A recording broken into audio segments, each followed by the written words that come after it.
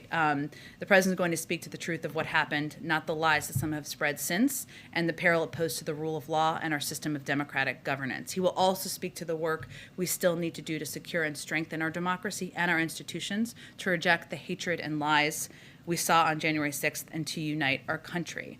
I'd also note that President Biden has been clear-eyed about the threat the former president represents to our democracy, and how the former president constantly works to undermine basic American values and rule of law.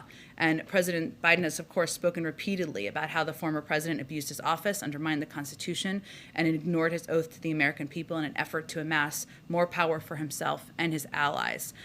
He sees January 6th as a tragic culmination of what those 4 years under President Trump did to our country. And they reflected the importance to the president of winning what he has called many times, and you've heard him call many times, the battle for the soul of our nation. So just as you heard him say on January 6th of last year, I would expect that President Biden will lay out the significance of what happened at the Capitol and the singular responsibility President Trump has for the chaos and carnage that we saw. And he will forcibly push back on the lies spread by the former president in an attempt to mislead the American people and his own supporters, as well as distract from his role in what happened. So he will, of course, speak to the moment, to the importance in history of the peaceful transfer of power, of what we need to do to protect our own democracy and be forward-looking, but he will also reflect on the role his predecessor had. Will he call Donald Trump out by name?